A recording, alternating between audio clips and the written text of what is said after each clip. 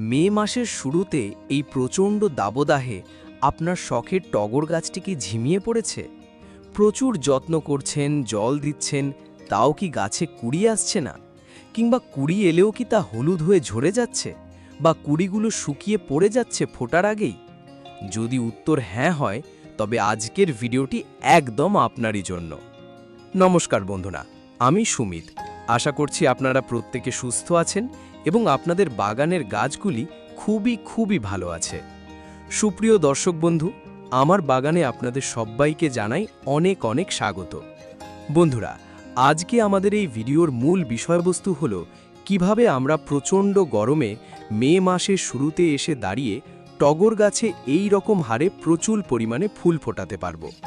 কি এমন খাবার ব্যবহার করলে গাছ রকেটের গতিতে বেড়ে উঠবে, গাছে প্রচুর পরিমাণে কুড়ি আসবে এবং গাছ ভরে ফুটবে প্রচুর ফুল। বর্তমানে অধিকাংশ বন্ধুরাই কমেন্ট করে জানাচ্ছেন যে আমাদের টগর ফুলের গাছগুলি একদমই ভালো বৃদ্ধি হচ্ছে না। কেউ কমেন্ট করছেন গাছ একদমই ঝাঁকড়া হচ্ছে না, গাছে একদমই কুড়ি আসছে না, কুড়িগুলো আস্তে আস্তে হলুদ হয়ে ঝরে যাচ্ছে, পাতা আস্তে আস্তে হলুদ হয়ে ঝরে যাচ্ছে। আপনাদের ছাদ বাগানেও যদি এই সমস্ত যাবতীয় সমস্যা দেখা দেয়, তবে আজ আমি আপনাদের একটি ম্যাজিক খাবারের কথা বলবো এবং গরমে টগর গাছকে কিভাবে সুস্থ ও সতেজ রাখবেন তার জন্য কিছু বিশেষ টিপস আপনাদের ফলো করতে হবে। তো বন্ধুরা, আপনাদের প্রত্যেকের কাছে একটি অনুরোধ, ভিডিওটিকে স্কিপ না করে ভিডিওটিকে সম্পূর্ণ দেখবেন। চ্যানেলে কোনো নতুন বন্ধু হয়ে থাকলে অবশ্যই করে আপনারা আমার চ্যানেলটিকে সাবস্ক্রাইব করে রাখবেন। আপনাদের মধ্যে অনেকের হয়তো ভুল ধারণা আছে যে শুধুমাত্র গাছে খাবার ব্যবহার করলেই গাছে ভরে প্রচুর পরিমাণে ফুল ফোটে, কিন্তু এটি বন্ধুরা একটি সম্পূর্ণ ভুল ধারণা। গাছে খাবার দেওয়ার পাশাপাশি গাছের বেশ কয়েকটি সাধারণ পরিচর্যা অবলম্বন করতে হবে। প্রথম পরিচর্যা হিসেবে টগর গাছে এত পরিমাণে ফুল পেতে হলে গাছকে সবার প্রথমে সরাসরি সূর্যের নিচে রাখুন।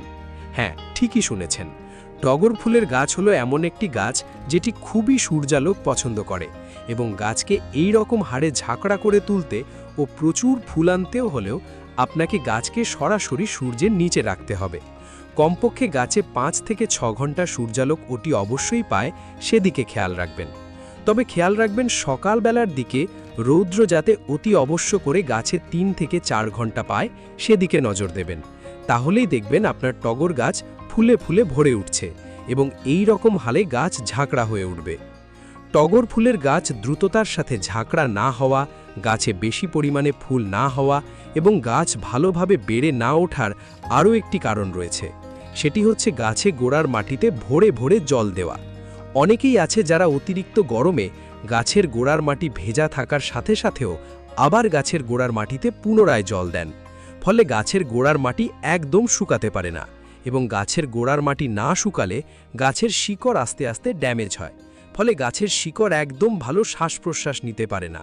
গাছের শিকড় আস্তে আস্তে পচে যেতে শুরু করে, আর গাছের শিকড় যদি ভালোভাবে বৃদ্ধি না হয় তবে সেই গাছের বৃদ্ধি কখনোই হবে না। টগর গাছ ময়েশ্চার মাটি কিন্তু খুবই পছন্দ করে, কিন্তু গাছের গোড়ায় জল জমা একদমই পছন্দ করে না, বা ভিজে মাটি একদমই অতিরিক্ত পছন্দ করে না। যখন দেখবেন গাছের গোড়ার মাটি উপর থেকে আস্তে আস্তে শুকিয়ে যাচ্ছে, তখনই জল ব্যবহার করুন। তীব্র রোদে কিন্তু কখনোই গাছে জল প্রয়োগ করবেন না। সকালে এবং সন্ধে নাগাদ গাছে জল প্রয়োগ করবেন, আর অবশ্যই মাটির উপরিভাগ শুকিয়ে এলে তবেই কিন্তু জল প্রয়োগ করবেন। তৃতীয় পরিচর্যা হিসেবে বলবো, বর্তমানে এখন যেহেতু আমরা মে মাসের শুরুতে উপনীত হয়েছি, এই মে মাসে এসে দাঁড়িয়ে সূর্যের তাপমাত্রা বেশ অনেকটাই থাকে। এই সময় আপনারা কম বেশি লক্ষ্য করে দেখবেন টগর গাছ আস্তে আস্তে নেতিয়ে পড়ে, গাছের পাতাগুলি আস্তে আস্তে হলুদ হয়ে ঝরে যায় এবং কুড়িগুলিও হলুদ হয়ে ঝরে যায়। অতিরিক্ত তাপমাত্রার কারণে মূলত গাছের পাতা ফ্যাকাশে হয়ে যায়।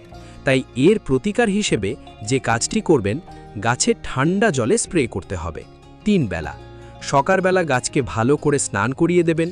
যদি দেখেন দুপুরবেলা প্রখর রোদে গাছ ঝিমিয়ে পড়েছে, তখন গাছের পাতায় জলে স্প্রে করবেন। টবের মাটিতে কিন্তু তখন কোনো মতেই জল প্রয়োগ করবেন না, তাহলে কিন্তু গাছের ক্ষতি হবে।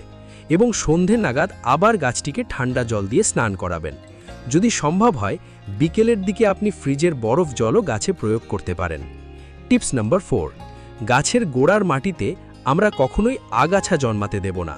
গাছের গোড়ার মাটিতে যদি দেখেন আগাছা জন্মেছে, সেগুলিকে সাথে সাথে তুলে ফেলে দিন। কারণ আগাছাগুলি কি করবে, গাছে যখন খাবার দেবেন তখন সমস্ত খাবার সেই আগাছাগুলি খেয়ে ফেলবে, ফলে আপনার গাছের জন্য পর্যাপ্ত পুষ্টি বা খাবার থাকবে না। তাই সবসময় গাছের গোড়ার মাটি পরিষ্কার রাখুন। গাছের গোড়ার মাটিতে কোনো রকম আগাছা জন্মাতে দেবেন না। এই আগাছা তুলে নেওয়ার পর আমাদের গাছের মাটিতে একটি কাজ করতে হবে, সেটি হলো মালচিং। যারা গাছকে কোনো প্রকার শেডে রাখতে পারছেন না, তারা অবশ্যই এই পদ্ধতিটি ব্যবহার করে উপকার পাবেন। এর জন্য আমাদের বাগানের যেসব শুকনো পাতা থাকে সেগুলোকে আপনারা গাছের গোড়ায় এরকমভাবে দিয়ে দেবেন। এতে টবের মাটিতে ময়েশ্চার ভাব বজায় থাকবে। যদি আপনাদের কাছে খুব বেশি পাতা না থাকে, এর পরিবর্তে আপনারা কোকোপিট বা নারকেলের ছোবড়া টুকরো গাছের গোড়ায় দেবেন, এতেও কাজ হবে। টিপস নাম্বার 5, কিভাবে আমরা আমাদের টগর ফুলের গাছকে রকেটের গতিতে ঝাঁকড়া করে তুলব। গাছকে দেখার মতো বাড়িয়ে তুলতে এবং দ্রুত ঝাঁকড়া করতে হলে আপনাকে গাছকে পিঞ্চিং বা কাটাই ছাঁটাই করতে হবে। যখন দেখবেন গাছের ডালগুলি অতিরিক্ত লম্বা হয়ে গেছে বা গাছের ডগায় ডগায় কোনো রকম কুড়ি নেই, গাছের পাতাগুলি সমস্ত হলুদ হয়ে ঝরে যাচ্ছে, তখন সেই সমস্ত গাছের ডালগুলিকে এই মে মাসের শুরুতে এসে দাঁড়িয়ে আপনারা সফট প্রুনিং করতে পারেন। যে সমস্ত গাছের ডালগুলি অতিরিক্ত হারে লম্বা হয়ে বেড়ে যাচ্ছে, সেই সমস্ত গাছের ডালগুলিকে ডগা থেকে কেটে দেবেন 1 থেকে 2 ইঞ্চি করে। ফলে সেখান থেকে আরও নতুন নতুন ব্রাঞ্চেস আসবে এবং আস্তে আস্তে গাছ সুন্দর শেপ নেবে।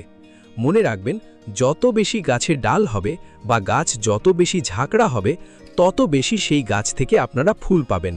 শুধুমাত্র কাটাই ছাঁটাই করেই গাছকে ঝাঁকড়া করা যায়, তাছাড়া গাছকে ঝাঁকড়া করার আর তেমন কোনো রকম বিশেষ পদ্ধতি নেই। তাই এই সময় গাছকে কাটাই ছাঁটাই করুন, এতে গাছ সুন্দরভাবে ঝাঁকড়া হয়ে উঠবে। টিপস নাম্বার 6, এই পরিচর্যাটি আমরা অনেকেই এড়িয়ে চলি। গাছে যখনই ফুল ফোটে, সেই ফুলগুলিকে যদি আমরা না তুলি, তবে সেই ফুলটি গাছের শুকনো অবস্থায় থেকে যায়। গাছে যদি শুকনো ফুলকে আমরা ওইভাবেই রেখে দেই, তবে গাছ কিন্তু এই ফুল ঝরাতে অতিরিক্ত শক্তি ব্যয় করে এবং গাছে একদমই নতুন নতুন ব্রাঞ্চেস বা নতুন নতুন কুড়ি আসতে পারে না।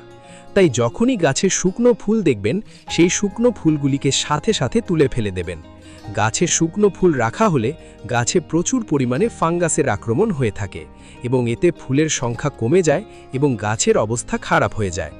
এই ফাঙ্গাসের আক্রমণ যাতে আমাদের গাছে না হয়, তার জন্য গাছে খুব ভালো মানের একটি ফাঙ্গিসাইড আমাদের প্রয়োগ করতে হবে। ফাঙ্গিসাইড স্প্রে হিসেবে আমি আমার গাছে মূলত সাফ ফাঙ্গিসাইড ব্যবহার করে থাকি। আপনারা চাইলে এর পরিবর্তে ব্লাইটক্স, রিডোমিল গোল্ড, M45, ম্যানসার বা ব্যাভিস্টিন গাছে প্রয়োগ করতে পারেন। এটি ব্যবহারের নিয়ম হচ্ছে 1 লিটার জলে 1 চামচ ফাঙ্গিসাইড নেবেন এবং সেটিকে খুব ভালোভাবে মিশিয়ে নেবেন। মেশানোর পর আমরা আমাদের প্রতিটি টগর ফুলের গাছে এটি স্প্রে করব মাসে 2 বার। আর যখনই দেখবেন বৃষ্টিপাত হচ্ছে, তার পরপরই আমরা আমাদের প্রতিটি গাছে ফাঙ্গিসাইড প্রয়োগ করব, কারণ এই বৃষ্টিপাতের সময়েই গাছের সবচেয়ে বেশি ফাঙ্গাসের আক্রমণ দেখা দেয়। এখন আসি সেই ম্যাজিক খাবারে। টগর গাছে কি এমন খাবার ব্যবহার করলে গাছ রকেটের গতিতে বেড়ে উঠবে, দ্রুত ঝাঁকড়া হবে এবং গাছ ভরে ফুটবে প্রচুর প্রচুর ফুল? এই সেই সাদা রঙের জিনিস, যা হলো সাধারণ চকের টুকরো, যা দিয়ে ব্ল্যাকবোর্ডে লেখা হয়। এতে প্রচুর পরিমাণে ক্যালসিয়াম থাকে, যা টগর গাছে প্রচুর ফুল আনতে এবং সেই ফুলগুলো ধরে রাখতে সাহায্য করে। এটি গাছের শিকড় বৃদ্ধিতে সাহায্য করে, গাছের পাতাকে সবুজ ও সতেজ রাখে এবং মাটির স্বাস্থ্য উন্নত করে। এর পাশাপাশি মাটিতে পিঁপড়ে, শামুক, ক্ষতিকারক পোকামাকড় দূর করে।